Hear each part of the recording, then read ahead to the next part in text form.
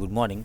Today we will discuss chapter number 4 from history, that is Tribals, Dikus and the vision of golden age.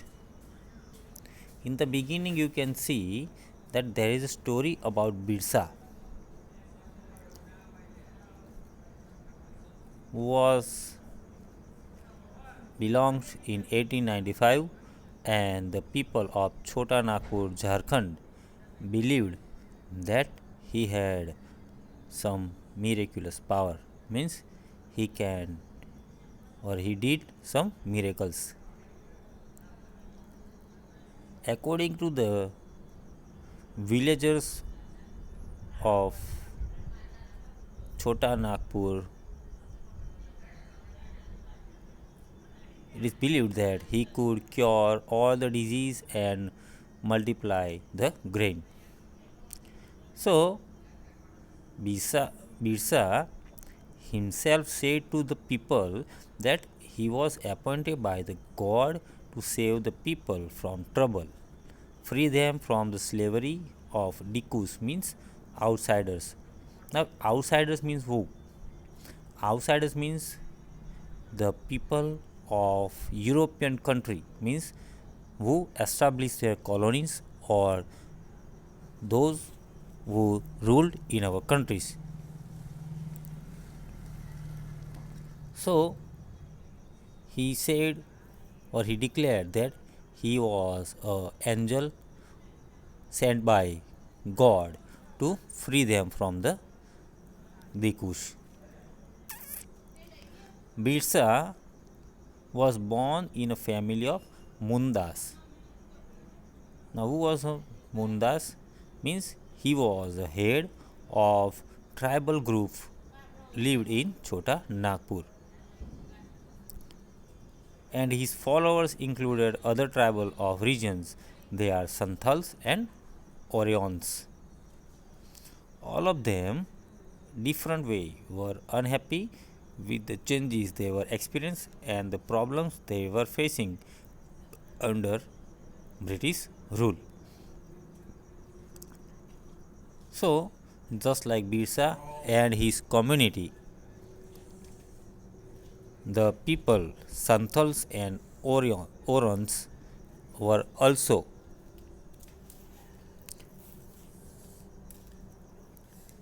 enslaved by the Britishers. Their familiar ways of life seemed to be disappearing, their livelihoods under the threat, and their religion appeared to be in danger because of the British rule. This is the believed by the people.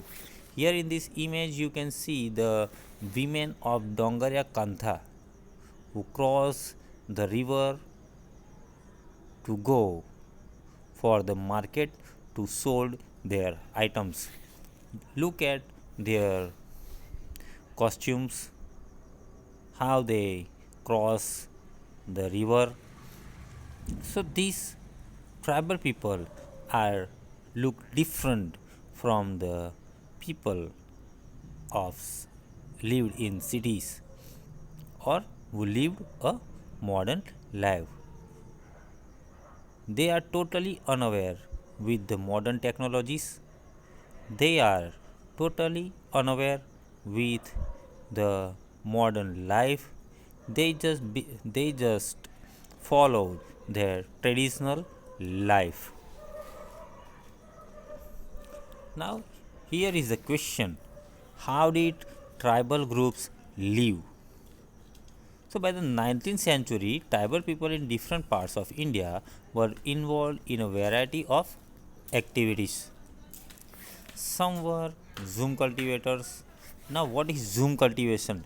It is a one kind of shift cultivation, and about shift cultivation we had discussed in our geography lesson, that is agriculture. In shifting cultivation, they cut the tree tops. They have grown or they have farming in the small patches of land in forests. They burn the leaves of their cutting trees, and when the rain falls down, it was composed as a fertilizer. So, in this way, they do the sieve cultivations.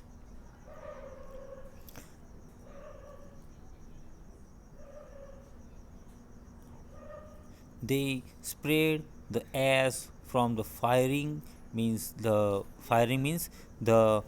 leaves which they burn.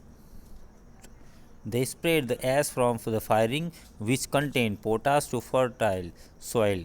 They used axe to cut trees and hoe to scratch the soil in order to prepare for the cultivation. Mostly, these kind of people or shifting cultivators were found in the hilly and forested tracts of northeast and central India.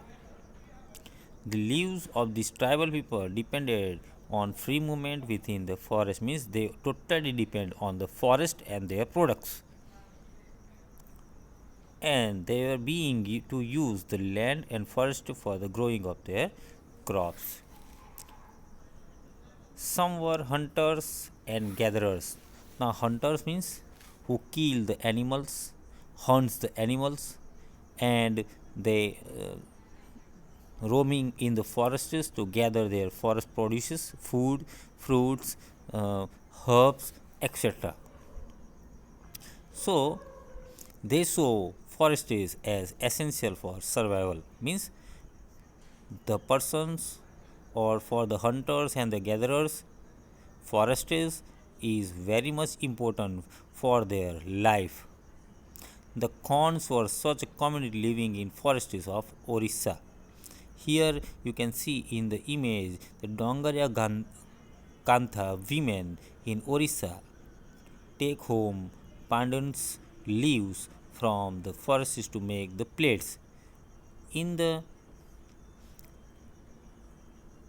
or before now we are using thermoplates or paper plates or steel plates in marriages or in reception. But before some years ago means before 10 to 20 years ago, when you are going in marriages, they gave you the plates which were made by the leaves. So, in the same way, these women also collect the pandanus leaves from the forest to make plates. The hunters and gatherers totally depends on the forest. Why? To hunt the animal, to gather the fruits and roots from the forests, and whichever the fruits, cooks, or the hunt, or we can say animal, they got from the forests, they cooked that food with the oil of extracted from the seeds of sal and mahua. They use many forest shrubs and herbs for the medicinal purpose, and sold that forest produce in the local markets they from which they got some money to survive, to live. Kondas to the local weavers and the leather workers turned to the Khondas when they needed supplies of kusum and palas flowers to color their clothes and leather. Means, if you see here, they are not buying anything from the market or from the big markets or from the cities. That totally depends on the forest products, whether they are whether it is animal, fruits, roots, flowers, to paint the color or leather. Totally they depends on the forests. So here we discuss today. We will discuss more about this chapter in our next video. Till that, thank you. Have a nice day.